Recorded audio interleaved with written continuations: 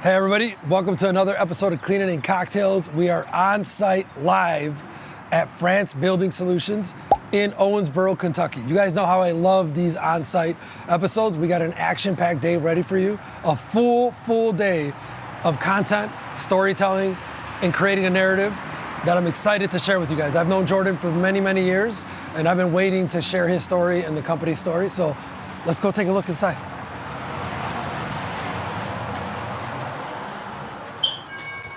Jordan, what's up, brother? Man? How you doing? Good. Good, thank you, man. Thank you for having us. Yeah, man. Glad you guys are here. Hey, excited about this. This has been a long time coming. Yeah, right. absolutely. I think we've been talking. I asked you the other day. At least for a couple years. We've been talking about this. Yeah. But we started talking in 2017. Okay. Right. I think you. It probably wasn't long ago. Yeah. So we've been in the industry for a while. I know we look young, right? But you guys, this is Jordan Tong with Frantz Building Solutions as well as Elite BSC.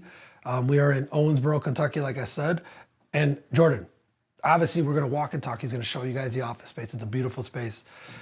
As we're walking, point out some stuff for us, Jordan, but we always wanna, from here to where we're walking, start off with just the origins and the story of like what does France mean to you and France mean to this industry? So I'm a third generation owner in France, and my mom's maiden name was France, and so her parents started the company. Okay. And my granddad grew up poverty here in a really bad family, and his dad was an alcoholic, and he was like told you'll never amount to anything, and he lied about his age and joined the army, and then ended up meeting my grandmother who was in Germany, and they ended up getting married and moving back here, and he was a union worker for a while and just was tired of the grind and not having work and then having work and being gone.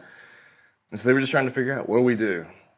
And he was like, I've been in the military, I know systems, I know how to do things, and I like things to be neat and orderly, like literally. And so that's sort of how like it was birthed. And they sold and they cleaned, just like a lot of people in the industry. And he signed up for more grind. That's right. He signed up for more grind. And it was a grind. And he goes, but his own grind. I wish, he passed away in, I think it was 99 or 2000. And he never got to see where he wanted things to go. And he did grind for a long time. Yeah. And never really got to see the fruit of that labor.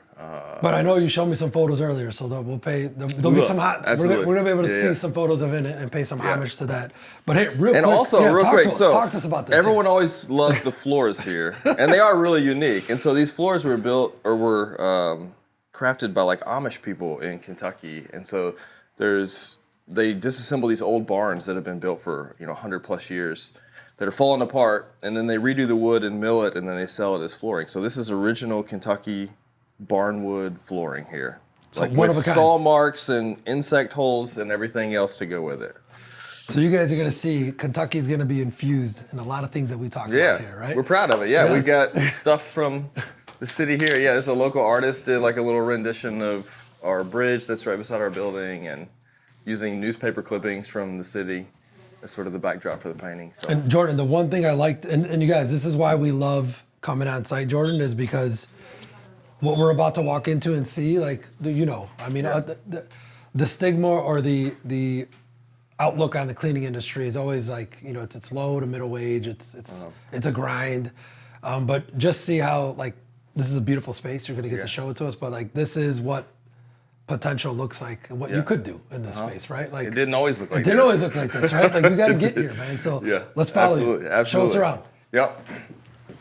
So on our first floor here, this is our home office. So we've got office. So we have operations offices. So this is our home office, and we have operations offices. Another one here in this city that's actually just across the street. A few in Indiana and one in Tennessee, or a couple in Kentucky, a couple in Indiana, and then have an operation in Tennessee. And those are branch locations. Those are branch locations where the operations operate out of. And then this is all the corporate administrative staff that works in this particular building here. Okay. And this is 2 floors, right? Yep. Okay. And my mom still works here. She's not here today. She's watching some grandkids, but she's still a finance person. So we can get her on a FaceTime. She could FaceTime. Yeah, we could. Yeah, that's her office right there. So she would have loved to have been here, but she couldn't today. Okay. So this is Pam here. Pam, nice to meet you. Thank you for letting us in. This is my second mom, Lisa. Lisa, second mom. How are you doing? Yep. So Lisa has been with us. Lisa, how long you been here? It will be 15 years. 15 years. June 1st. Okay.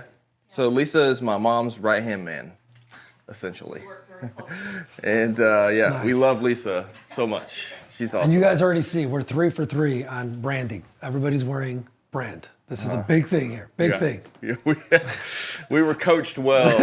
So here's our conference room. This table is actually something my dad built, and we had leftover of this barnwood, and so we built. Oh, so then they finished it. our own conference table and This finished is it. nice. Yeah. This is like a Tony project, right, Bill? Yes. And actually, so interestingly, my dad, he married my mom, and my dad's family, kind of a rougher background too, but was a blue collar, was a construction worker.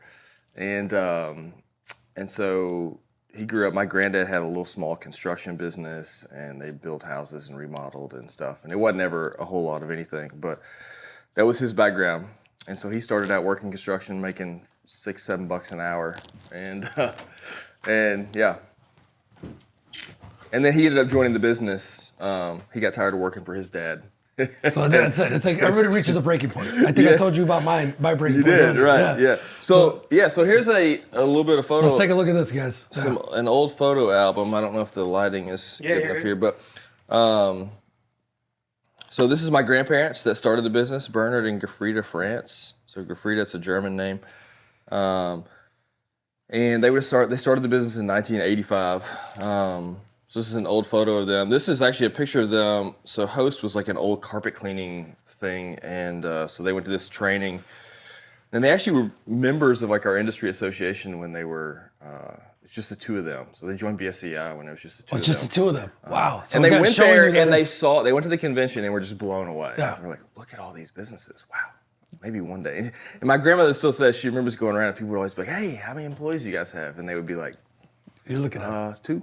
You're looking at it. And But dude, so Jordan, that tells you, even to this day, that's a perfect example of you're never too small yep. or too big to be going to these. I mean, Oh to yeah, go and learn. absolutely. I Yeah. mean, It was actually, and I always credit the BSCI for being just this entity there that gave inspiration to my grandparents who that's what they needed a did. vision that needed they a didn't vision. have. Yeah. And then here's another little picture of, this is when we moved into one of maybe our first nicer office. We were still a real small company, probably less than $1 million in revenue in this picture. And that's a picture of my dad, who started running the business like in the late 90s. And a couple of that's George and Robert. George has passed away, I think, and Robert, I think maybe works for another cleaning company now, but he was with us for like 25 years. Wow. Awesome guy. And a lot of history there. Well, dude, And as a kid, I worked for these guys. I'd go out and do floors with George, and I'd work for Robert. well, that's what I was going to ask you is, at what age was that when you were first introduced? Yeah, probably when I was like 13, 13? 14, yeah. No laws. Like when I got We're to high good. school, yeah. We're I'd good. send me Entertainment. out and, yeah. So when you did, so floors. Yeah, Floors so was I the would do first- floors, yeah, and then I would help on some cleaning projects. And then when I got to where I could drive, like I started cleaning some bank branches and Perfect summertime job. yeah, nighttime summertime job, stuff. right? Yeah, like some of our manufacturing plants we do. One summer I had to pull weeds all summer at a manufacturing plant. I had to like maintain their lawn care and stuff. And yeah, I hated it. Oh, I hated it. man. And I'm like, I ain't doing this. I'm going to not doing college this. and Fucking- do I'm something not else. coming back here. And I did. So Nice. All right, keep us going. yep. So let's go on up to the second floor. Okay. And meet some of the ops people here. So is that where more of the people are upstairs? Yep. Yeah.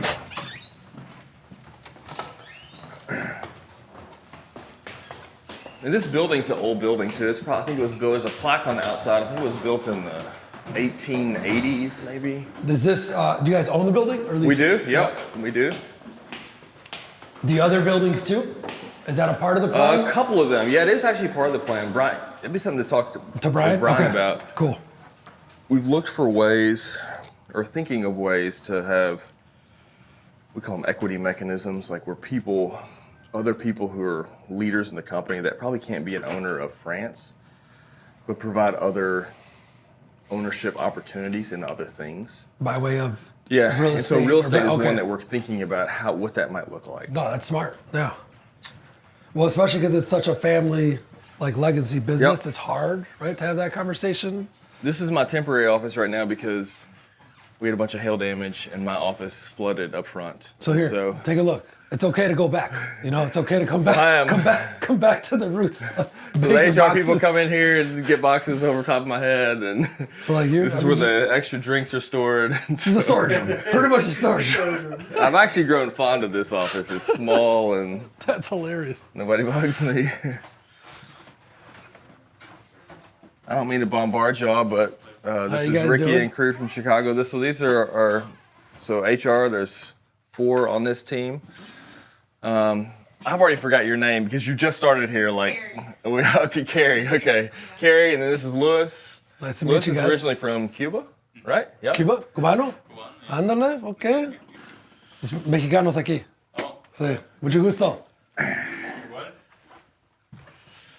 This is Eric, and he's our HR guy. Yep. And maybe on a Zoom call or something. He's a pilot too. Loves That's flying and. We're gonna talk to him about that. Yeah. Get him a couple questions on And then that. Desmond's our head of our operations there. Okay. This is Bobby G, Bobby G, how you doing? Nice to meet you. sales. Zanya, Zanya, how you doing? Nice to meet you. Purdue graduate, isn't that right? Okay. In engineering, just loves the cleaning industry so much. Just Right. thought she would. You can't leave. No, you can't leave. So her and I are the 2 engineers in the building that don't practice. Here's the big boss's office right there. Brian. Question. How did he so he's almost out, right? So it's the last office and then just there's nowhere else to go. And then he's out of the He's building. almost pushed me. He's all the way almost out. pushed out of the office. Next step. Out the door. Out the door. And then this is Ben. So Ben runs Clean Train U. Ben, how you doing? man? Nice to meet you. Yeah, Ricky. good to see you. Yeah. Good to see you. So we'll Oh, probably Clean chat Train with U? Ben. Let's talk with we'll him probably a chat little with Ben at some Okay. point. Yeah. Cool. Now this is where my cool. office normally is, but Oh, had a so what bunch of happened? had a Yes, bunch you of had- water damage. We had a hailstorm that came in, and so had a bunch of water damage. So I have Oh, dude, I all mean, my stuff on my shelves. I collect old books, and they were all got Ah. stuff got wet, and there's my whiskey barrel. damn. Come on, It man. is not full. There's nothing in it. So we could go up one more floor, Okay. and then I'll show you where the elite crew works. Okay. So this is 3 or 4 floors then? 3, and then a basement, Okay. which has got a film studio and some workout equipment, Okay. which I used to work out here. Like, But I built, I thought about sending y'all something last night. I thought it'd be good for video. You and I could do a workout session together. could Like have a done little that. competition. Let's go, man. Push-ups, pull-ups. So, Oh, this is nice though. Oh, wow, okay. Well, this got damaged too. Or yeah, no? this got damaged too, yeah. Oh, wow. So we finished this out when we bought the building. My wife got tired of all my books at home and said, you have to like take them. You somewhere, have to please. take them somewhere. So tell me, talk to us a little bit about the books. Yeah, man. What's- So what's- I love to read books. For me, like tell a story a little bit about what's happened in my life and my mental thinking, and so different struggles. Like you're gonna see stuff that's like theology and Christian living books and philosophy and politics and history and wrestling with OCD and anxiety and Do you think that you name it, like stuff. This is just the way I'm wired. Like if Yeah. I'm struggling, wrestling with an issue, a concept, whatever I'm trying to figure out, or maybe I'm getting beat up by something, you feel going try to to the book read as and much as I read? can to Do you- I mean- understand a topic. And Does that uncover new ways of thinking for you? Right? Because I've noticed that myself. When I read a Yeah. book, by reading it, like I'm not gonna grasp the whole book, but like Yeah. there's certain things that I'll grasp. does, and I'm yeah. like, wow, like it just starts I look at adding things more different. and more categories. And they always say, I think it was Dave Ramsey I first heard say this, that leaders are readers, and like successful people read. And so Yeah. that initially planted the bug in me. But then, everything that I want to know or learn about can be found in a book. So Yeah. now my buy to read ratio is probably 4 to 1 or 5 to 1. Meaning for every 5 books I buy, I probably read one of them. But I'm with you. I think Julian makes fun of me for that. yeah. I'll order books So- on Amazon all day, and he's I like, do "Are too. you gonna read all those?" Though? I do too, yeah. Yeah. So this is a space that we host company meetings in. This is where you guys do the workshops? We've done some of our workshops here. Yeah, we Okay. probably won't do them here anymore. Too many people? Or is it too Yeah, too it's tight? just difficult. Too It's tight. No. Yeah, you can only fit about 35 people in here comfortably. Okay. But yeah, this is a cool space. My dad and a couple other guys, we had a little construction company for a while. Okay. And so, because that's my dad's background, and I'm an engineer, a civil engineer, and worked in construction before I moved back home. Okay. And yeah, so we Well, redid all this it's a up unique here. building too. I mean, I Yeah, wouldn't have sweet. known. I didn't realize the roof was Yeah. like that when Yeah. we came in. And then here's the elite offices. I also work up here some. It's nice. You guys have like multiple different Yeah. angles and Little everything. spaces. Yep. Okay. Yep. Hello, how you doing? This is Bethan. You probably Beth see and her I, name nice- a lot. I see your name a lot. How are you doing, Ricky? Nice to see you. Nice to meet you in person. So Bethan's sort of the. What's your title? Yeah. So Jack, runs everything. Jack, so you and Billy should get to know each other. Yeah. People ask Bill, what is your exact role? Today? Or what? You were just saying you were talking to your daughter. She was asking, or her son, or whatever, was trying to explain what mom does, and he was like, I honestly don't know. And you were like, I have an equally hard time trying to explain that to you. Yeah. Same. Oh, So there's your bottle of bourbon right there. where we at? I bought for you guys. So, Nice. Yeah. So Jeff works up here when he's in town. So Jeff lives in Jeff, where do Tennessee. you? So he lives in town. Okay. Yeah. So how often do you come out here then? About once a month. Okay. And he's here for 4 days or so, once a month. Yeah. Okay. So actually, Yeah. it's a topic to discuss since we're here. And Jeff, you could jump in on it too. Is when I was on the website, I was doing my research on you. I know you guys personally, but I Yeah. did further research, and the word service came up a lot. Servant leader, service. Yeah. And it's used a lot in Yeah. general with a service-based company, but Yeah. I think for you guys it's more personal, right? So it's Yeah. like, what does it mean to define who you guys are? You're defined by service, and this is an example Yeah. for me to share with everybody. Like, we're gonna go into Elite BSC later on in the episode, but like, that's a way of service. You guys are serving back Yeah. to the community of our industry. So like, what does that mean to you guys as far as service? Yeah, I mean that's in terms of what Elite does. Like that is what we do. We were just talking yesterday about mission, like what our vision is for Elite, and we haven't been able to capture that yet in the words like we want to. But it's essentially just that we want to help people in the industry. Like it's fun. It's fun. Like I mean, even these folks up here like are helping, like they're working on marketing stuff for other clients to. Because we want to see small businesses find a measure of success, because they're families and they're people who've risked stuff to get something started, and they have dreams and ambitions and they want stuff, and it is fun to help them in that. You're serving them by helping them. Yeah. Right? That's right. That's right. Yeah. And there's a whole it's kind of cheesy now to think about it, but Zig Ziglar was like an old motivational guy from eras gone by, and he said this quote, and there's a lot of truth to it. He said, "You can have everything in life you want as long as you help enough other people get what they want." Yeah. And there really is a lot of truth to that. Like There's a lot of truth to success that. often comes on the heels of doing really good stuff for other people. Yeah. And not asking for it. Not like you're good to be good, or you do good to do good. That's right. That's right. Yeah. So And another good businesses do that. Like they provide good products and services that people need. Like they serve people. At the end of the day. I mean, we're in the service business, but you guys are also now serving the service business, because like you just said, marketing, website, training, education, like these are things that when you're 1, maybe even 2 million in revenue, especially under you guys, right? Like they don't have the bandwidth. Yeah. They don't have the firepower. Like they don't have the funds to necessarily hire their own people. So it's people like you guys that they get to leverage, and you're seeing it through. I'm not joking. I talk about the mastermind group all the time.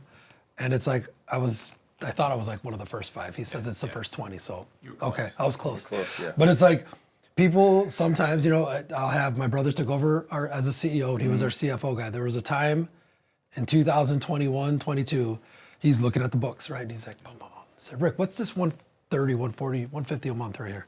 I'm like, oh, it's a mastermind group that I'm a part of. He's like, what do you do? Like, what is it? What does it do though? I'm like, no, it's just, it's when I need help, I go there and I ask the right question. I trust that group. Okay. But like, when's the last time I'm asking me questions? I'm like, are you drilling me right now? He's like, no, I just want to know. Like every line item matters. And I'm like, okay, yeah. I'm like, well, that is the one question, and I brought it back, you guys, is specific, actually. I just thought about it. There was a question I had about a financial piece that he's our finance guy that I had shown him what we did. I'm like, you remember when I showed you that when you had a question, I went back to industry folks to ask? Oh, okay, cool. I'll skip that one then. All right, cool. But it's, dude, like I pay to be a part of that group just in case I have a question. Sure. I'm asking them, not Facebook. Right, we won't get into all that, but Yeah, that sounds good. So this is the end of the building end. tour, so we can grab Brian and head back down to let's go. Yeah, but I have one more thing for you, Jordan. All right, I'm ready. So what is one lesson of humility? Because now you have stepped out of the day-to-day of France. Yeah. But you've been in France and it's been a part of your life for a while. But like, what is one moment of time where you were humble and it really taught you a little bit more about yourself in a leadership role?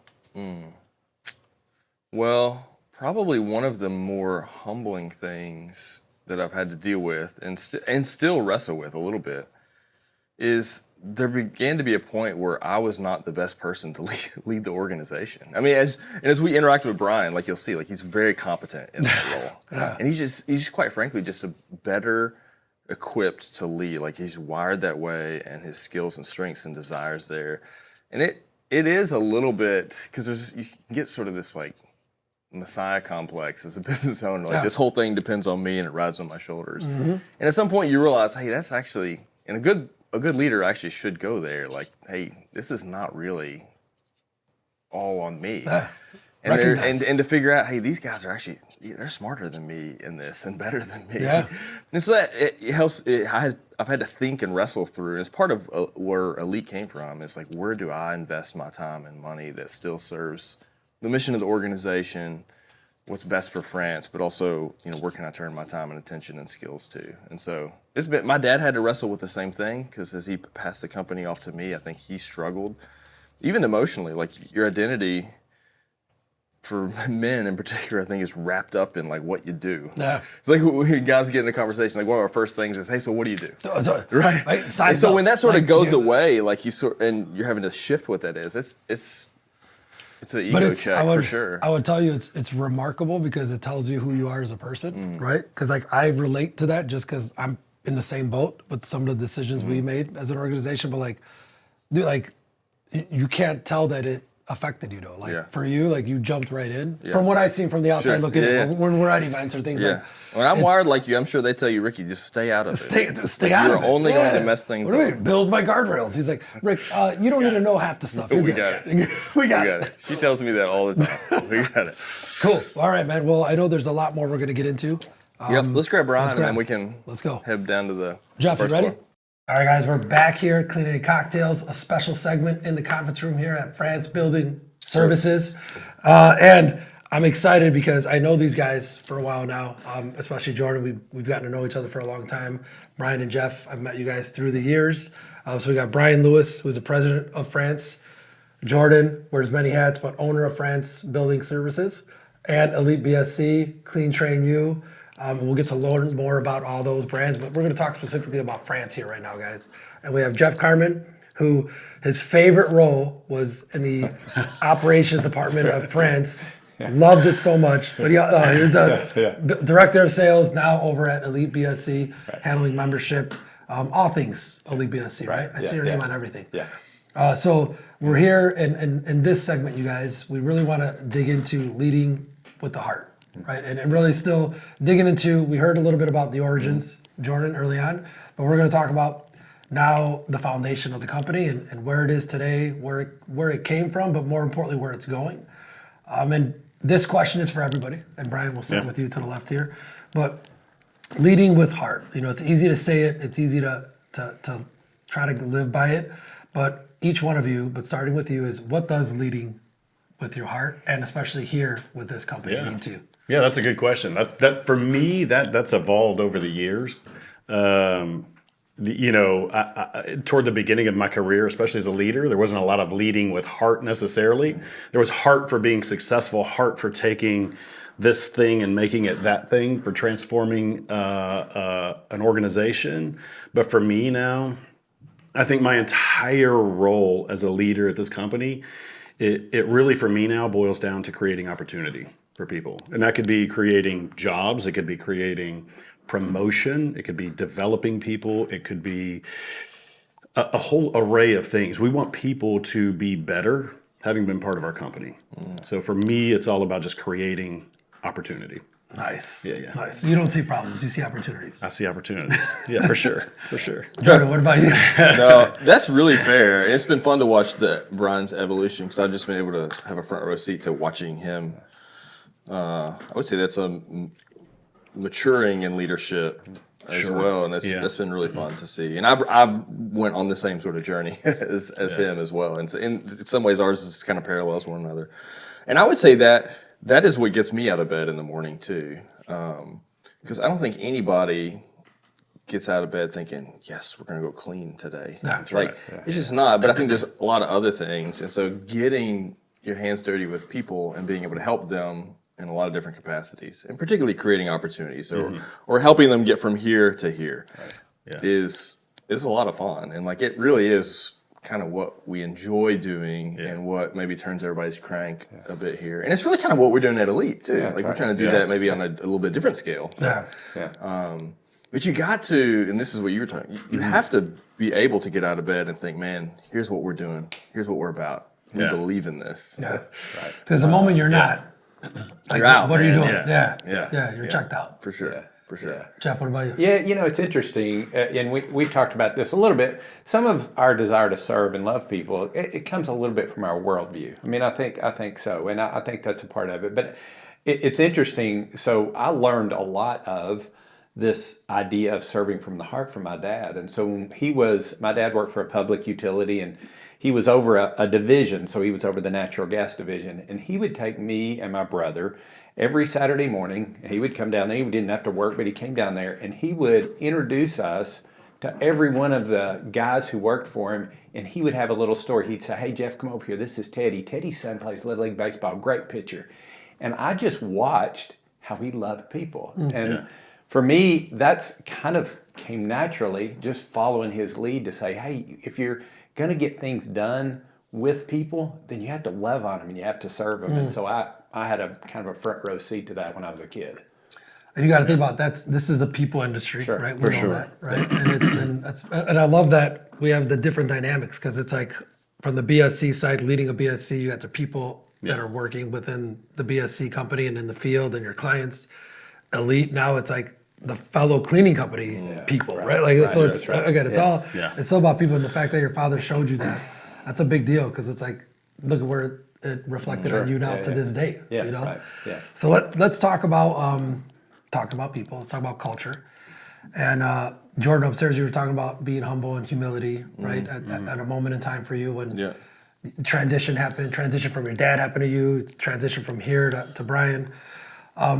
Talk about each one of you guys, since you've all had time here at Frantz, is a pivotal moment where you felt culture was tested with how things were going within, whether it's internally or externally.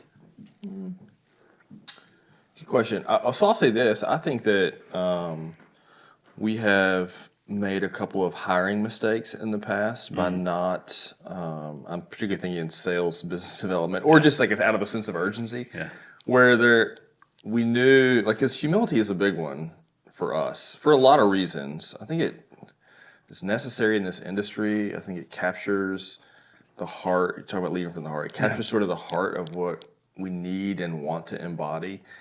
And we've made some hires out of feeling like, hey, we need someone to be in sales here. We really need to grow here. And they've got that hunger, whatever, but they really aren't with us on, or you can sense that. And we would pull the trigger on them anyway, and it ended up not working out. And so those are good lessons to think about over time. Like, hey, it's probably better to don't sacrifice on that because it's going to come back to bite you. That'll be one example, I think, of where it's been tested. And we failed at times. And some of our best hires are people that have been like, hey, we want that person on our team. Like, they're a good person. We want them on our team. And they're workable in the other areas. So I don't know if Brian, anything else comes to mind with you. Yeah, no, that's really good. I think for me, it's I'm a competitive guy, and I want our company to be successful.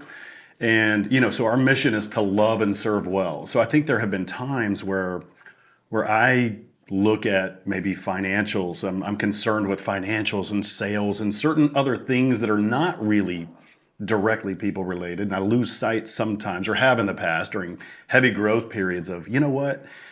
My core function needs to be to love and serve our people really well. And then those other things are going to happen. They're components. Yeah, for sure. And I think also, even with customers, so we talk about loving and serving well, and your mind probably initially or default goes to our employees.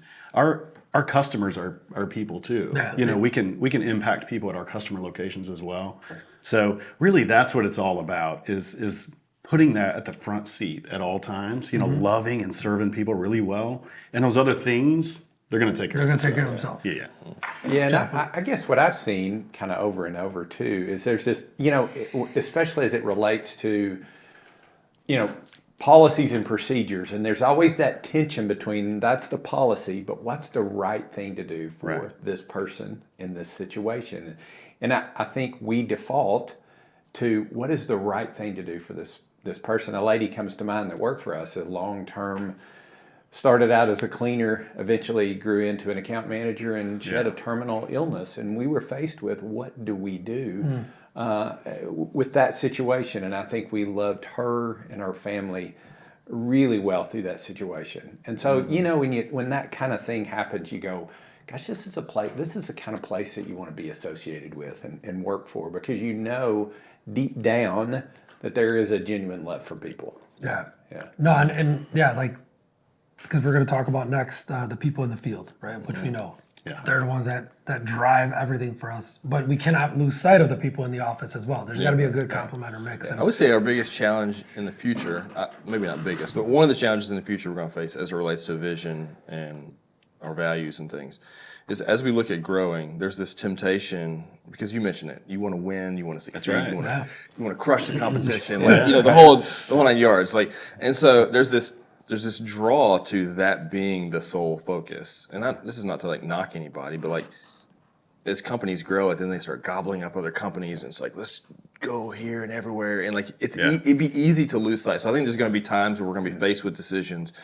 Does growing like this help advance the thing we're wanting to do here? And if it does, then we should. Yeah. But if it takes away from it, then we probably shouldn't. And those will be hard decisions to make. Jordan, that's a great point, actually, because I'm big, scale, grow, right? I want to take over, not take over, right? Take over the world, take over the industry. But you want to grow, but I've learned from those mistakes too, where, that was a great point, is we sometimes grew in areas or markets that we shouldn't have, because we didn't have the right person to lead that market. But it was so much easier when you had the right person first to go into that market. Then it's cool, the people-centric approach here at HQ can go with this person here. Success. Versus picking growth.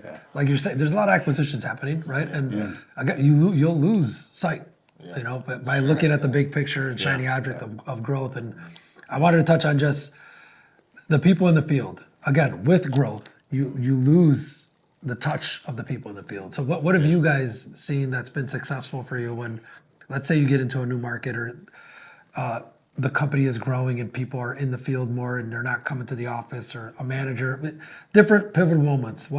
How have you stayed connected to the field? That's a really good question. So I think it varies a little bit by level in the company.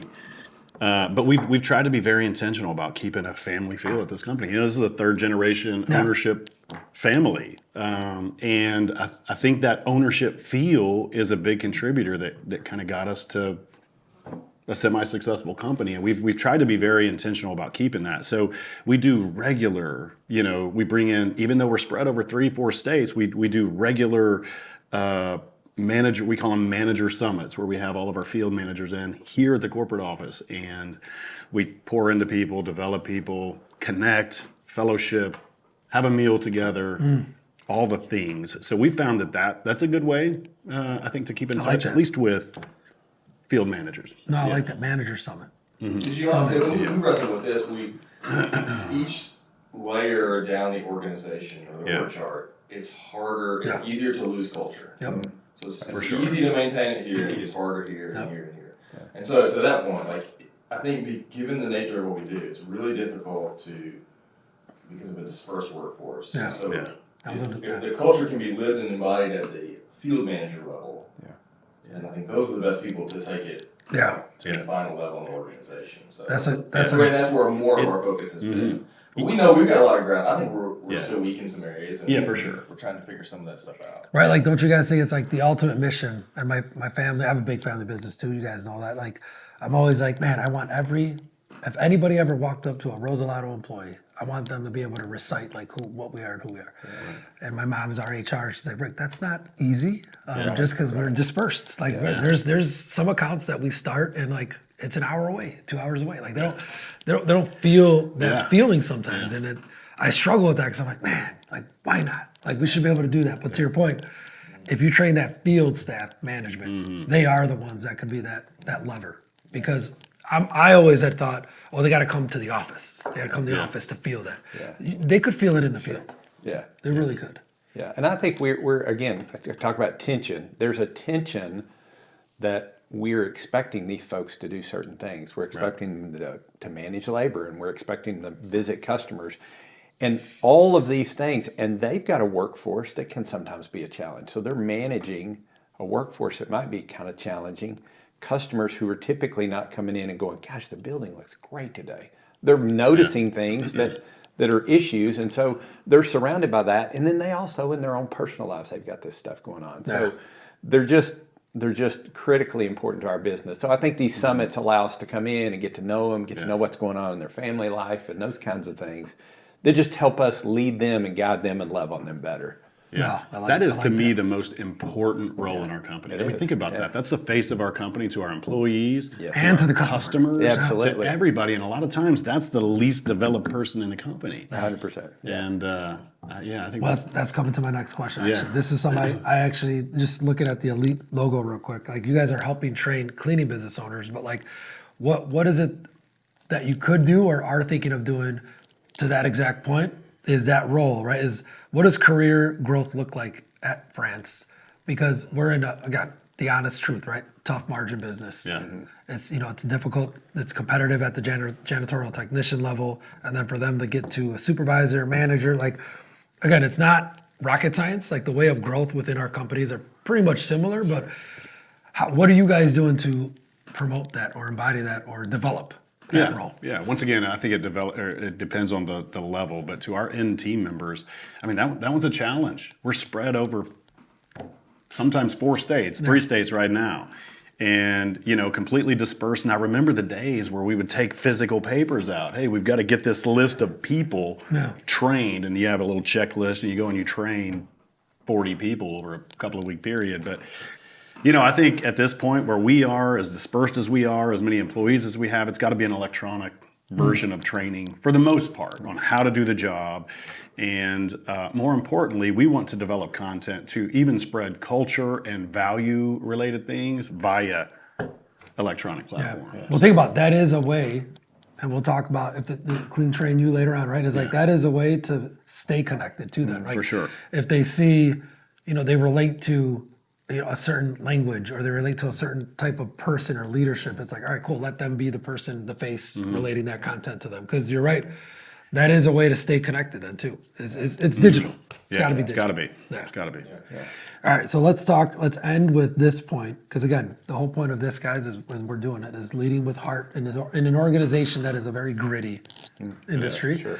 But now let's use some coined terms here, but emotional intelligence. Like, how do you think emotional intelligence plays in the landscape of a cleaning company organization and growing a cleaning company organization? Good question. EQ. It very sometimes hard to come by. As y'all know, our industry is grindy, and it can be very challenging at times, with challenges with team members, challenges with customers, and man, it can wear on a person. So I think a high level of, I guess, emotional intelligence would be one way to put it, but just a high level for a high capacity for tough situations. I mean, it's crucial at the account manager level. It's crucial at the regional manager level, and not everybody has that. Yeah. So one of the things we've started doing with a lot of our leaders is we do some personality type things, and those kind of allude to how much capacity somebody has for emotional intelligence or that kind of thing. But it's imperfect. But yeah. No, and I'll tell you, it's because there was, I think, a few years ago, because I started to do strategic coach. I don't know if you guys ever strategic coach, and I was like, man, they got these Kobe scores, and like, I want to do this for the company, right? And again, my mom, I love you, mom. She's like, Rick, I get it, but it's difficult to try to do that across the company. Like, you can't do that to the janitorial technician level and then like supervisor. But I think what you said is a good point of, at some level it is, because if it's an example, an area manager or a field supervisor, they're leading the group in the field. If they can conduct themselves in a high capacity level of, for the most part, 90% of the time is what? Complaints. You're dealing with a problem. Right. That's right. Where if you can have the personality to take that on and then like I don't know how you say it, but like relay it back to the team in a positive way, you won. Right. It's all about positivity. Like, That's right. everything's negative, but like if they can lead with positivity, I think that's half the battle. Yeah. Right? Yeah. So to bring it all back here, at the end of the day, as France continues to grow, right? You guys have a beautiful space here, by the way. I thank you guys so much for allowing us to be here and taking up some time with you guys. But we started with leading with heart. How does the future of France look like as far as continuing that leading with heart path, right? It came down 3 generations now. Brian, you're in charge of where it's going, here to the next future. Is what are you excited about to continue to grow this business with that mindset in mind? Yeah. So a couple things. Number one, the thing that floats my boat the most in our industry is the development of people and seeing people, especially people who couldn't maybe traditionally go to another company and excel through the ranks. I think it's continuing to develop people to push them into larger leadership roles in our company. That really excites me.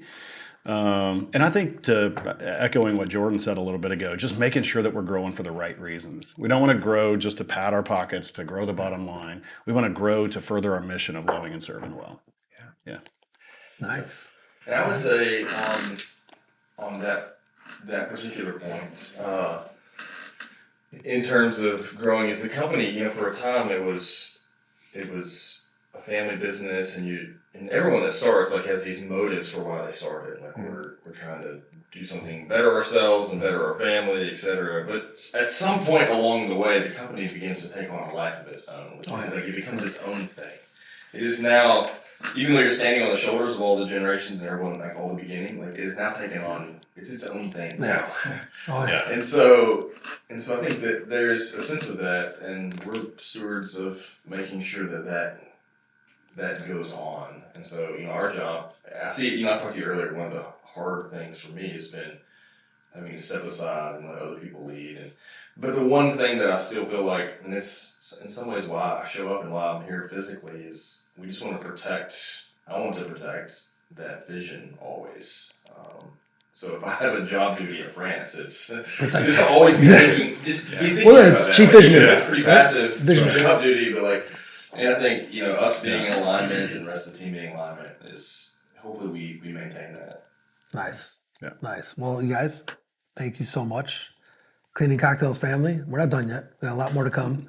Just bring it in here real quick, you guys, right? Thank you so much. I appreciate you guys. All right, let's keep it going. Right. Hey guys, Cleaning Cocktails again here. Ricky, your host. I'm with Brian Lewis, the president of Frantz Building Services, not Solutions, Services. All right, so Brian, we've been enjoying the day here, getting to know you guys and getting to know the story behind France.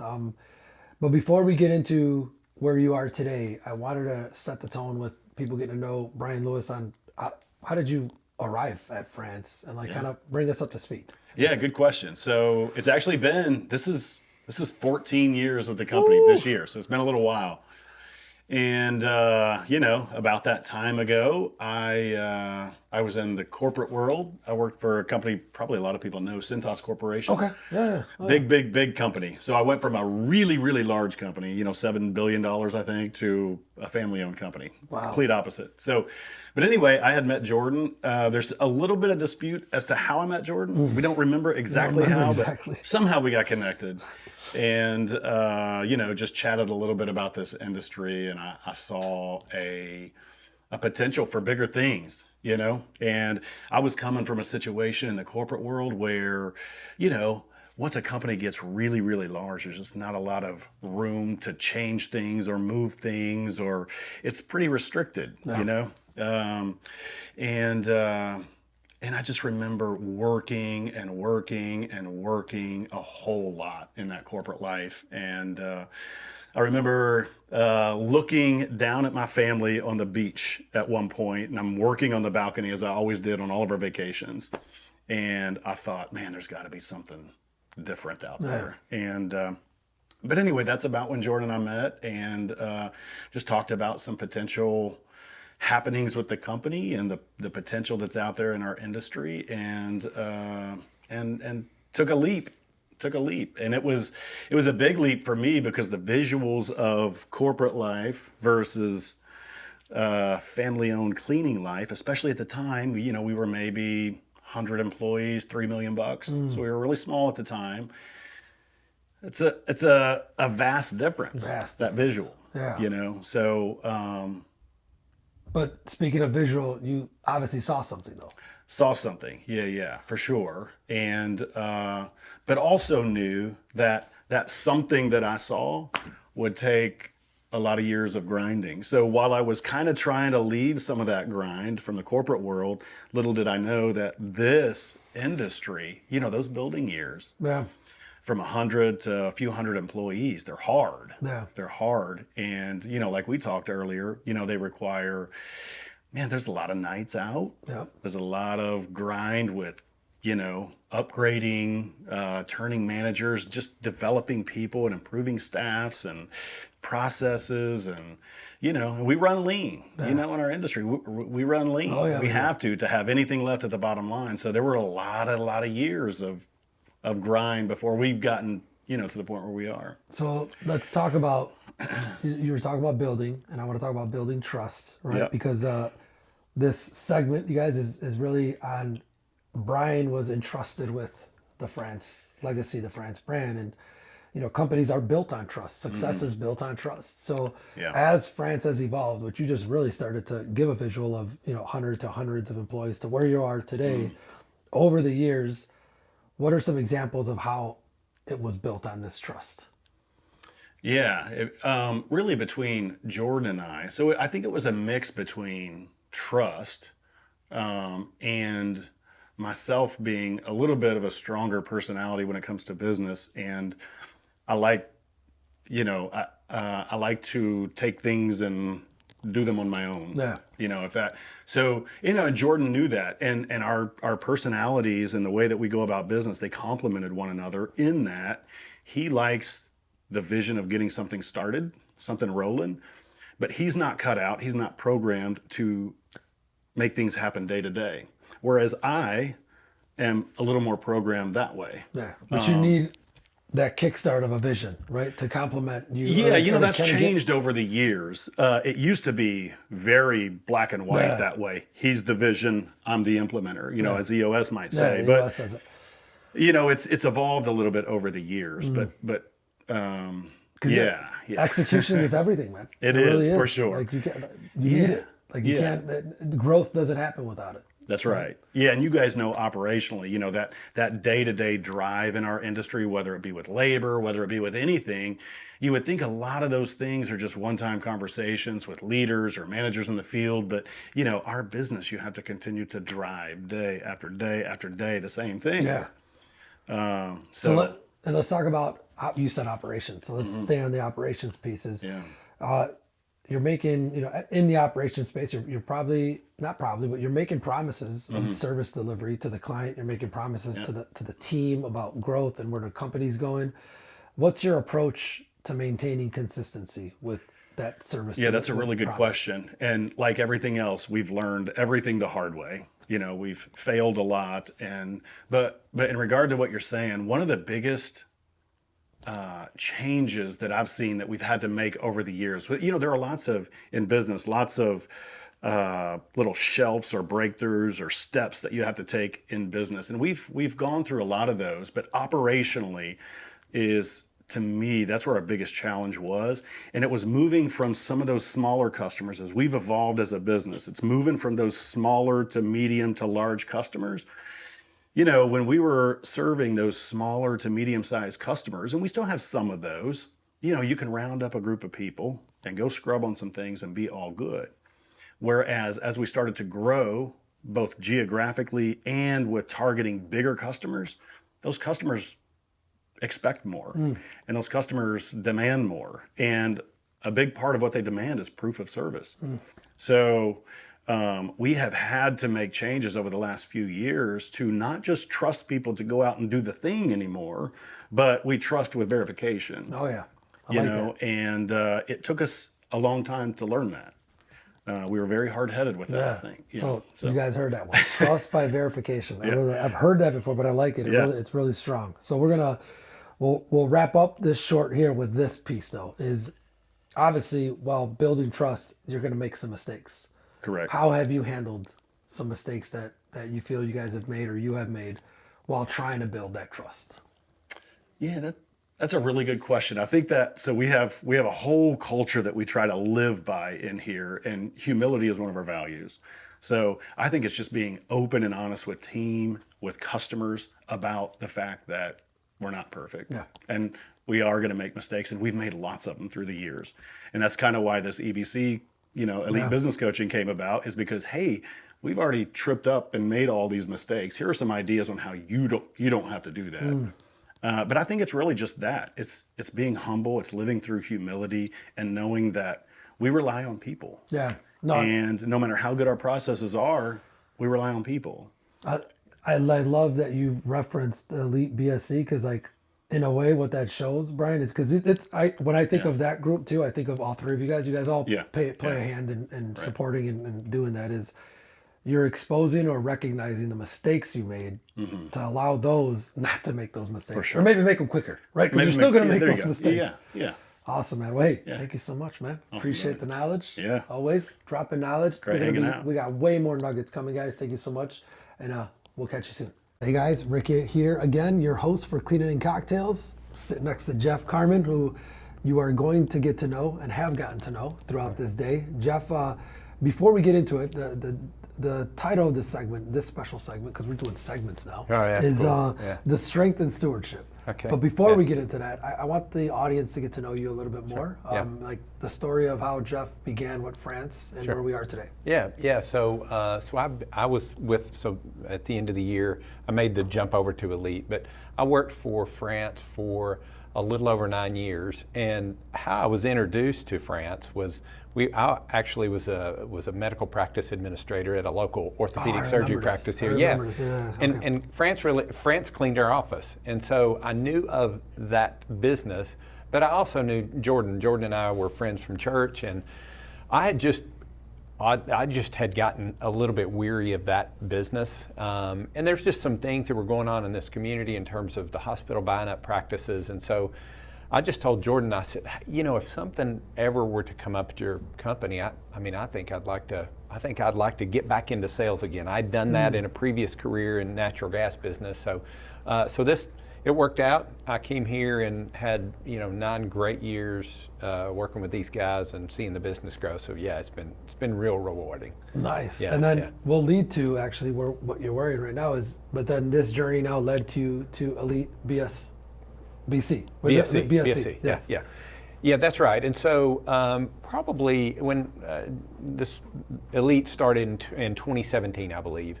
And at that time, it was really kind of Jordan and Bethan who were doing all of the work. And then he would kind of feather me in and say, hey, we're going to have a sales conference. Why don't you lead the sales conference? Or, hey, help me write some content. And so I would pitch in on projects. And so over time, I would work 80% Frantz, 20% Elite. And that just kind of kept moving the needle that way until last year I was probably spending 80% of my time doing elite work and 20% doing France. And so we had a nice transition. We had a fellow that we found who, great guy, filling in, doing the role at France now. And so, yeah, I'm doing this full time now. Yeah. So I feel like, you know, Billy, I know you're off camera here, but like this sounds familiar to how we operate. There's Yeah, there's yeah. roles that we're like, all right, you're 50% Rosalato, you're Yeah. 20% this, you're 10%. Yeah. So it works. 'Cause Yeah. we are here now. And this was, you know, doing this work was really appealing to me because in two of my careers, so I used to be in the gas business and then I used to be a medical practice administrator. And in both of those industries, there were really strong associations. And these associations were, it was, the one I worked for was all medical practice managers and all medical practice managers in orthopedics. And so we shared how we did things, we shared our numbers so that we could benchmark against one another. I could share that information with the providers. And the same thing was in the utility industry. And what I saw, what was in common was, it was a sharing of ideas, it was a community, it was training, it was best practices and benchmarking. And that's exactly what we can do here. yeah. And you know, the thing is, we are all competing to a certain degree against one another, but when you got the right people who, you know, the whole, you know, the idea is, you know, high tides make all boats rise. Oh, yeah. When that occurs, I mean, there's plenty of business to go around, and we want to see our competitors who are trying to do the best they can. Yep. We want to see them win as well, and so I think that's why it works out really well. And I think, and that leads me to a question here on just like stewardship. I seen, you know, the word is on the website. You guys speak to it. I feel like you guys embody it. But like to you, Jeff, what does stewardship mean? Yeah, stewardship is you know, I would say that everything that's entrusted to us, I mean, it really, I mean, it comes to us from the Lord, Yeah. and so we have a responsibility to take everything that's given to us and steward it and grow it. And so whether that's people, or whether that's customers, or whether that's now other janitorial companies, the industry, is to take that and make it better than what it was when it was handed to you. So let's talk about. So you kind of talked about the things, your learnings, and you know, being faith-based and things like that, and working in the gas industry and things. All those things, you're taking something from everything. For sure, right? yeah. And you're trying to pass it on right now. Like what is one of the biggest lessons that you've carried on, and to this day is something that you feel like it's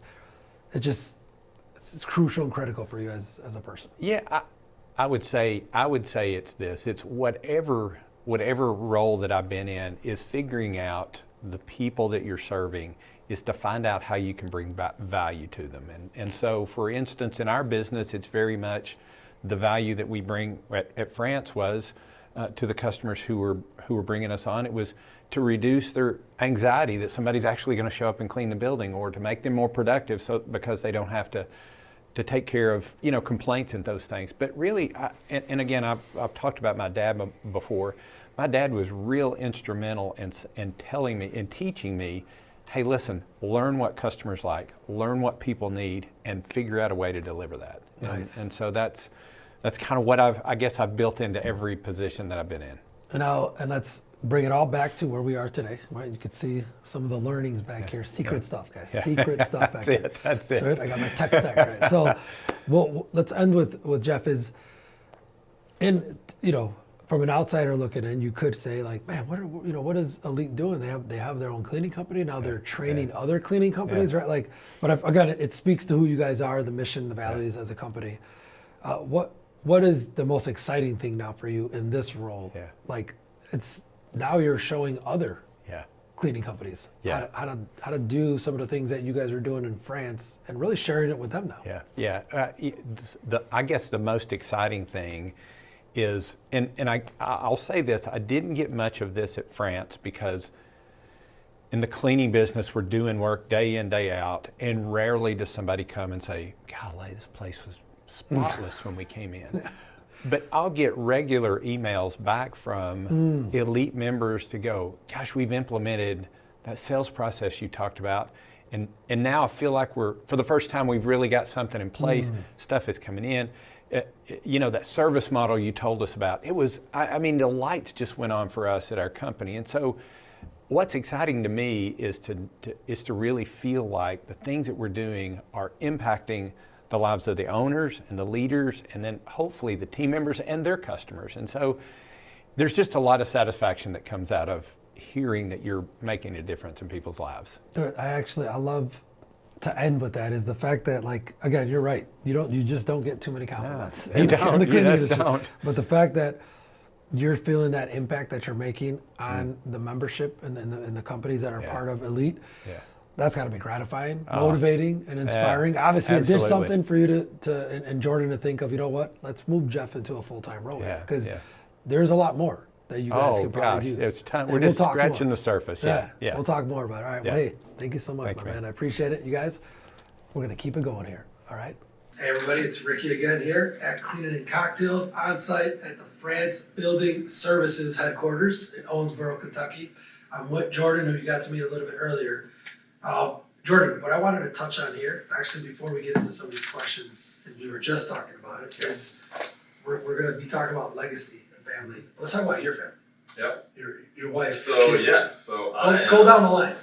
Yeah, everybody always enjoys hearing this. So they were shocked to hear it. So I have 6 kids. So I'm married. Been married to my wife for 19 years, and we have 6 kids, going from 17 all the way down to a 2-year-old.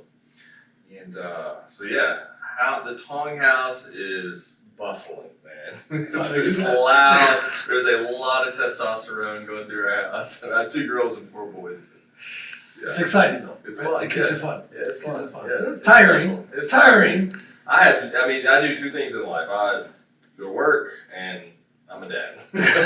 So you got no more time for anything else. That's it, man. Anything revolves around one of those 2 things, anything I'm doing. But you enjoy working out. You also I do, yeah. But if I work out or I fish or whatever I do, it's something with my kids. With the kids. They're there or around. Yeah. Dude, that's awesome. And that speaks to what we're going to talk about, guys. Here is, again, you've heard it through the episode already. Is this is a family business, generations, right? 3 generations. But Jordan, I wanted to ask you from a personal perspective: is stepping into this legacy. What were the fears like? What was that early stage in the early moments when you knew, oh man, I'm about to step into something that I've never stepped into? Well, I was too stupid and immature to have any fears early on. To not feel the gravity of it, and I'm seeing now, even with my 17-year-old son, like he's just not all fully developed there in that. So, you're a risk taker, you feel like you can take on the world, and How old were you? Actually, I never asked that. How old so was that? I went to college and I worked in construction. I'm an engineer by education, but I was 23. 23? 24 when I came back and started in the business. But when did you And take then, the reins? and then the transition probably happened maybe within 3 years of that. So it would have been in my late 20s. And my dad was, around, but our company was right when my parents brought me on. And it's not because of me necessarily, I certainly helped in the process, but we were just hitting an inflection point. Our company, for 20 years, it went like this, and we were right on the front end of about to go like this. And so I got to ride that wave and be a part of that, yeah. Nice. And the gravity starts to hit once you start hiring more people, and you got people who are giving built their the lives layers. and their careers to be a part of this. That's when the weight starts to kick in a bit. So talk to me about, again, if you guys go to their website, you'll see just the mission, the values, what you guys stand for. Values is a very big thing for you and your company, and I know you push that into the elite side as well, but is there a specific value that you've carried on through that you saw your father or grandfather, the legacies bring it through, that you said, hey, I have to bring this value through and keep pushing it forward for then Brian to take it to? Yeah, man, good question. So I think of 2 things. One is my family, and I'm in Kentucky too, so we have this vibe here as well, but I just come from a blue collar kind of family that was hardworking, and my parents, this sort of goes along with our humility value. Yeah. My parents were never too good to do anything. Like my dad was taking me out and he's showing me how to clean a toilet. Hey, here's the right way to clean a toilet. Here's the right way to sweep up stuff into a dustpan. And so I think that and so when I graduated college and came back, and I shared this a lot, I was kind of prideful and like a little embarrassed to be in the industry. And so I'd always try to like sugarcoat it and make it something that it wasn't. So I had to learn over time, and it's something I want to pass on, the idea of humility, and there's a sense in we're blue collar professionals. That's what we are. Don't forget it. But that's not a bad thing.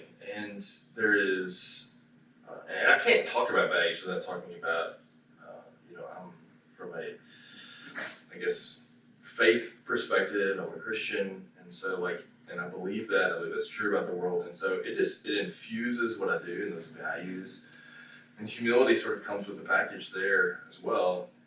And so, and there's dignity in everybody, like every job. And so just having to learn some of those things over the years, and I've been knocked off my high horse a little bit. And so that would be what I want to pass on. Like there is dignity in whatever job we're doing from the bottom all the way up.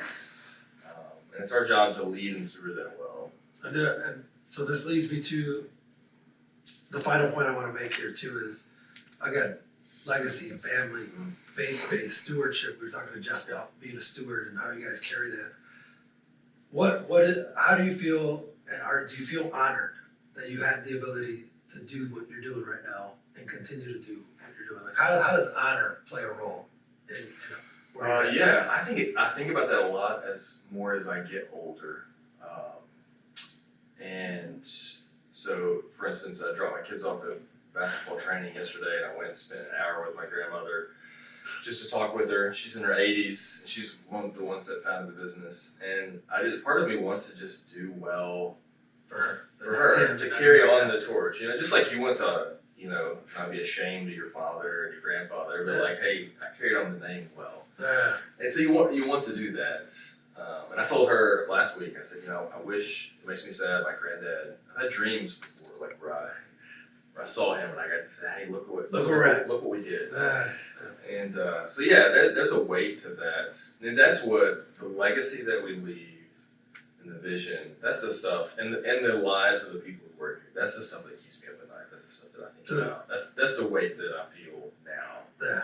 Early on it was, can we make our financials and be in the black? That weight's changed a little bit over time. It's a different weight. I got goosebumps, man. Because it is a different weight. Early on, it's can I make this business work? Can I grow? Or now it's probably, like you said, it's more of, do I make them proud? Yeah. Right? Like you said, grandfather not being able to see it, me for my father not being able to see where we were. Yeah. But they do see it by the people you're impacting. Because I guarantee you, if I asked you, have any of the older employees from the past ever said to you, like, bang, so-and-so would have loved this. He was all about, like, just that moment is like, because they saw it. Yeah. He sees it now. Yeah. It's one of the few things that can make me emotional thinking about it. So, and I know you come from a similar sort of background, just like blue collar background. My father, this was the most high paid job he ever had. Yeah. 46 years he lived in America. Yeah. For my company to pay him the most, there's a different feeling that you get with that. Yeah. So honorable. It's honorable. Love it. Thank you, man. Thank you. We got more coming. All right, guys. I feel like somebody said it. It's like the Last Supper here. This is where we come to an end with the episode, and I think it's a great place to kind of have a cocktail. In this case, have a bourbon, right, with everybody. And this is what is it? We got Green River Distillery. Made here in Owensboro. Made here in Owensboro. Shout out to Green River. So I wanted to end with you guys is a couple things and a couple topics, but most importantly is respect and integrity is something that's on the website of France.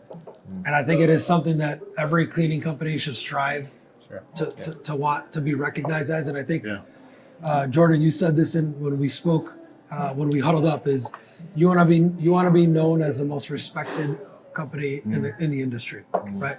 That's a big expectation. Is it the most respected? The most. I'm sorry, I forgot the the.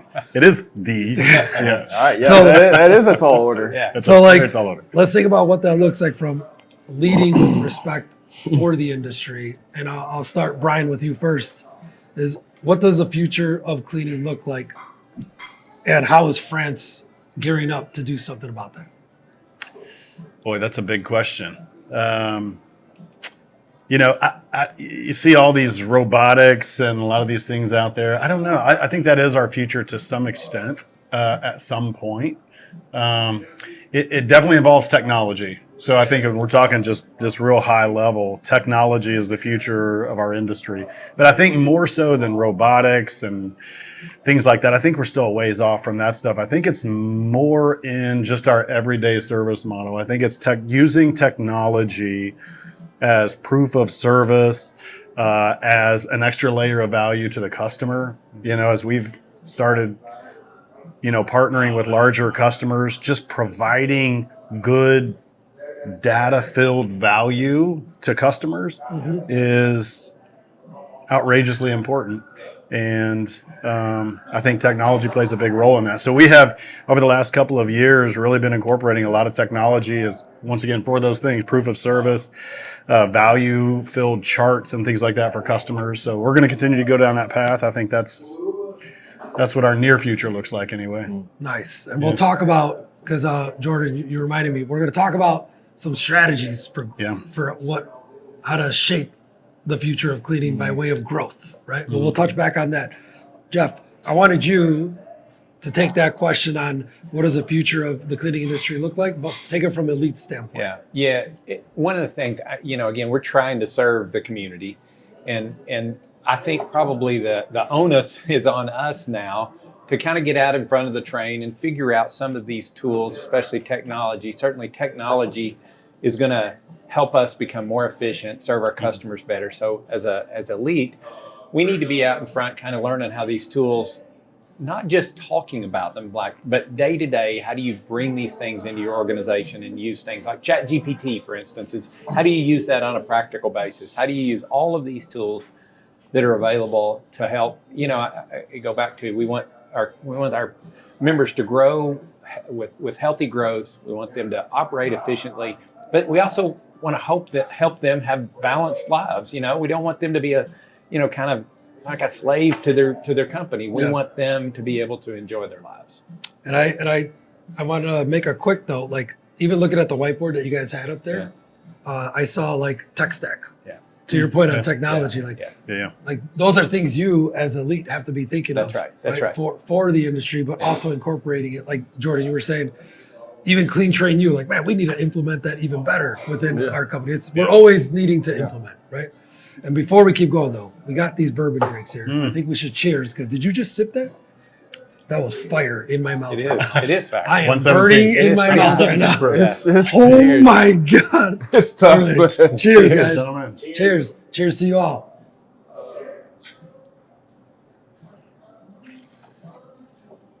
I'm talking fire. Woo!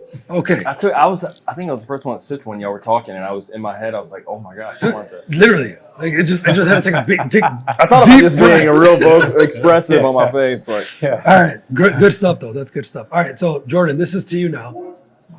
hold on one second. If France were to write the next chapter in the industry, that's okay. Thank you. Thanks, Thank Rob. you. Actually, I'm going to rephrase the question.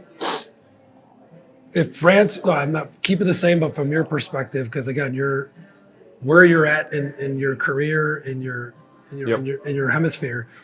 If France were to write the next chapter in the industry, what would France and Jordan Tong write about? Because you also have a book, right? You also have a book as well. You know a thing or two about writing a chapter. Like what?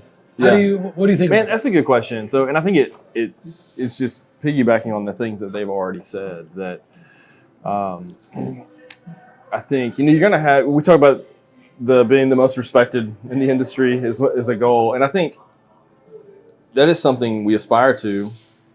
But it's also something that's given a little bit of life to the things Elite is doing in CTU, and also how that makes sense with what we're doing at France. So we're trying to live out and embody that at the company level, and then we're trying to do things that help not only our company but other companies in the industry.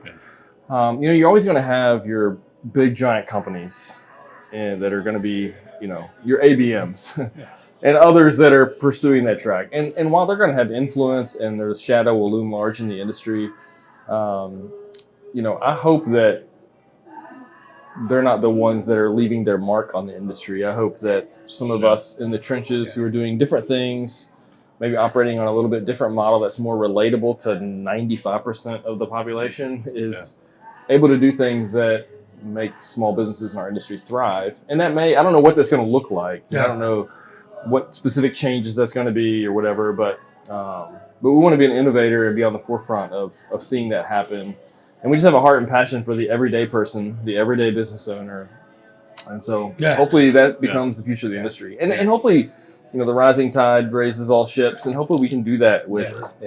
So here, let me put this out there, and then we can all collaborate on this piece, and then we'll keep going. I am a believer that, to your point, you are making a difference right now, right? There is more room than ever before for small to mid-market to make an impact than ever before. I've been told, and I've been, again, I've only been in the industry for about 10 years now. Yeah. And so many people that have been in it for longer are like, Rick, for the first time, everybody's connecting, everybody's collaborating, the guards are down, we're sharing information. And I say all this because you were saying about you really hope that others can make an impact. Well, Jordan, when you made the mastermind group, again, I'm going to argue I was in the first 5, but maybe top 20. But you reached out to me. I vividly remember I was 2-3 million in revenue, in the shit. And you're like, hey man, I know you're active. You're trying to get active. I'm trying to do this thing, and you want to join? Let's just share some stuff. I don't know what I'm doing yet, but we're gonna be on base camp, and I jumped at it. I was like, finally, I can talk to somebody else. Because you couldn't talk to anybody. Right. So since that moment, you've grown that. I started doing a lot of the cleaning and cocktails thing, right? And others have now really embraced it. Now more than ever, I think what you've done for France has given France credibility. Vice versa. Elite, clean train you, marketing. Like we were saying, all those things come to be because of the experiences you had at France. So one is feeding the other. Sure. But it's giving you credibility to say, hey, I'm going to raise my hand. I think I could help. People are going to answer, man. So how does that make you guys feel about, I truly do think the small to mid-market companies are in a position to make an impact where those others are just, they're in a different hemisphere. And it's okay. For sure. It's okay. Yeah, I think it's important to remember you don't have to be big to be great. I read a book not too long ago called Small Giants, and it talked about that. It was a group of business owners that said, you know what? We don't care about growing and getting large just to get large. We care about being great. And it really kind of struck a chord with me because I had never really thought about our company really like that. Man, we can be sub $20 million and still be great and have an impact on people. Oh yeah. Well, and we put an emphasis on, and I think all of the people that are in our group put an emphasis on customer retention, and that's the key to growth. I mean, you can't grow your company if everything's going out the back door. And so when we're thinking about Elite, we're saying, hey, what are ways that we can help you grow? But not only that, let's talk about some ways that you can enhance your service so that you keep those customers for a long time. This whole customer lifetime value, when you can keep them for 10 and 15 and 20 years, man, it's the key to success. It really is. And I think this size company is really, really good at doing that. Yeah. And I would say, if you did, so I do pay homage to Jordan, right? And when you did the mastermind group, that was the first time I realized. And then I went to BSCI, and then I went to ISSA. I think it was all in the same year, 16 and 17. And I think you said it, Brian, where you were the first time, or Jordan, you might have said it, just they went to it was your parents. Went to the BSCI, and they were like, this industry's big. Dude, when I went to the ISSA show, I shit you not, I was like, this is how big the industry, I was like, holy shit. Then I went to the BSCI, and then I quickly then joined the group, and I was like, man, that showed me validity that I'm in the right place if I want to do something about it. I mean, not everybody wants to grow, to your point, to a degree, but it's if you didn't do that, I didn't do that, others aren't doing it. BSCI is embracing more and more middle management or small to medium. ISSA, there's so many groups and companies now, but it's time. It is time for collaboration more than ever. One thing I would say too, just in my time at Elite is, and I think there's a lot of this, and we've talked about, we're providing tools and we're doing this. I'm telling you, I get as many ideas from the member companies as we're giving out. So that, there's just a lot of, and there's companies much smaller than France who will say, hey, here's what they're doing. And I'm thinking, man, that's a great idea. And so again, it just goes to this collaboration. I think Because it's not about size. it's not. It really isn't. I Right. mean, the bigger companies learn from the smaller learn from Yeah, the big. that's right. Yeah. Man, let me go back to something you said earlier about this, because I know your audience is mostly smaller companies, and like 20 mil under, 30 mil under, whatever. So not the ABM is not listening to this podcast. ABM, you should listen. No. But if you think about it, like there are some industries where the larger your company, the more access you have to new customers, distribution channels, like you can beat out smaller competition. There's a sense in where if you're good at what you do in this, you can be better than any of the bigger competitors in the market that you're in. That's right. Yeah. Because, and I don't foresee that changing anytime soon. And actually, you have a more advantage now because of all the technological tools that you have to be like a big player You could. on a really small budget. Yeah. And so I think now more than ever, the small guy can build a really good, thriving business in a market or two markets or whatever. Yeah, I do too. Yeah. That should be encouraging to anybody in the industry. No, think about it. Technology. Again, I've said this many times where it's like if you don't have the process or the manual approach first, tech's not going to solve it. Like you have to go through the manual piece before. But to your point, Jordan, now more than ever, a smaller company has visibility on their workforce, visibility on their performance, a pulse of what's going on in their business. You could act like a bigger company, No. Oh yeah. and without the burden Right. of all that Yeah, that that's they right. have too, That's right? right. Yeah, So that's it's a fun environment. So to that note, let's talk about fun from an M&A perspective as far as growth strategy. Because now that we're having bourbon, I think it's fun to I'm a big guy on big, hairy, audacious goals. So I love talking about big goals and what you want to be and how big you can get. Or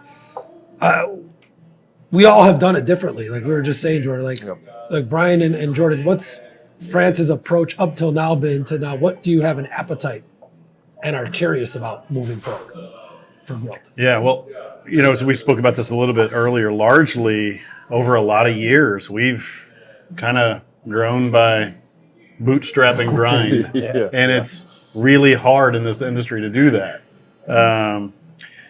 We've started new geographies, new markets by sheer organic, let's get this thing and then we'll start growing around it. And it's very difficult in our industry to do that. So while we've grown in large part due to bootstrap and grind in the past, I don't foresee our future being as much of that. I would venture to say that acquisition will be a big part of our growth in the future. And once again, we want to make sure we're growing for the right reasons. We don't want to grow just to grow.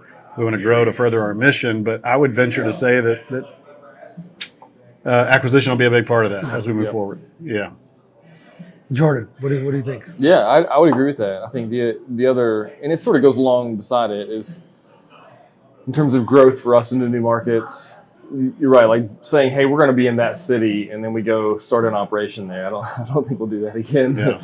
But we are looking, we have some target markets we'd like to be here or here or here, and we'll go target some larger customers in those markets. And if one of those drops, that gives us sort of an entry point. Customer gets you. Yeah. Yeah, we have to be a big customer in order to. But don't you think it's important to find companies who kind of have a similar culture, view on service that Like-minded. Yeah, Like-minded. like-minded. Yeah, and that takes a little longer to find those. It does. It does. When I think about all the things I'd love to align as we look for different companies, I think, my gosh, it would take the stars would have to. It's crazy. It was very true. It was very true. But yeah, I don't know, man. I think we want to use acquisition to either A, launch new geography. We want to be purposeful with our acquisition. So it's A, to launch new geography, or B, to maybe start a new vertical that we're not in, that we want to get in. One of those two reasons is why we'd want to acquire another company. And perfect world, they already have a turnkey management team in place. Yeah. Well, because but seeing what we've seen with you guys already too is you're in the right position to make some of these moves because you got to get the core right first. Yeah. And you guys have the right leadership, right core. You guys on the training, there's a lot of shared resources that's when acquisitions make sense. No, that's When what you get it they've right. done. That's what they've When you done. get it right. They've done so well, and why an acquisition even helps further our mission is I think a lot of these companies, and you know this, owners hit a ceiling sometimes, and for whatever reason, it's maybe the best thing for the business. That may be the case for us one of these days, but 100%. the business is going to be better off doing something a little bit different. Yeah. And so it's exciting to be able to go in and really help change a company in a good way. Yeah. You sort of all of a sudden give all the, because I remember the first acquisition we did, there was a lot of people that had reached their ceiling because the owner was right above it. There was nowhere else to go. Yeah. Right. And we had some turnover there, but it's one employee in particular, just to see them rise up and develop a career that they didn't think they would have. And it's been a lot of fun to watch. Yeah, yeah. No, and I think the shift of the industry changes as far as like I've run into clients that care more about like the delivery of service quality, right? Yeah, right. And like this, like my whole mission and passion is to reinvent the service delivery model with what I was telling you guys about. I think there's a world you could do both. Subcontracting, which we're trying to figure out a better name. This is a collective. Yeah. We got to figure out a better name than subcontracting. You do, it's like a dirty word. It's a dirty word. It's like unbelievable, like because it really Preferred partner. preferred partner, independent service partner. I don't know, but I think there's a world you could do both because clients, those that want to stick with you, because it happened to us, you guys twice, is they're like, man, Rick, we're going into 2 new states. Yeah. We love you. I don't know if you could do this though. Yeah. Right. And it's like, oh man, if I didn't have the model, we would have to say no. Right. But there's that friction, right? Where it's like, we didn't let it be friction. We said, you know what? We'll figure it out. We embrace it. Yeah. So I think if clients end up liking working with a service partner, the service partner's got to be ready for that. Yeah. Right. Like Yeah. for you to be able to take that, go where that client takes you, to your point, that's the ideal situation. Yeah. Yeah. Get into a market because a client took you. Right. Not because you got to set up shop. Yeah. And do it like that. All right. Well, I think I'm getting a little hungry myself again. So I think we're going to wrap it up. But before I wrap it up, I'm going to do one more cheers. But any last words? We're at the Last Supper here. So any last words that you guys have? Which one of you is Judas? For our audience. Yeah. Anything you want to leave the Cleaning Cocktails community with? Man, I appreciate what you're doing. You know, I've had a lot of conversations and both trying to figure out what each other's doing. I love that I feel like we're complementing what each other is doing, and I hope that because you fostered this, and I hope we have too, that there's a real sense in where we're all in this together and we want to help each other. Yeah. Right. And I think everyone's going to find more success in that process. So I'm thankful that, you know, we can be a part of that you guys are a part of that, and hopefully that will begin to make waves in the industry, and it would create a really cool industry to be a part of. Yeah. No. And I think, Jeff, Well said. No. right, I think? Yeah. No? No, very well said. Yeah. Very And I well think said. you guys, we got to cheers to that because I think that is the opportunity we have here is to do just that, Jordan. So cheers, to you guys. Yes, sir. So I believe we have a saying that we've said a couple times. Yeah. And we'll say it Let's one do more it. time. Say it again. Right? Let's do on a count of 3. I'm going to say we are, and you guys say stronger together. Ready? Let's do it. We are. Stronger together. Cheers.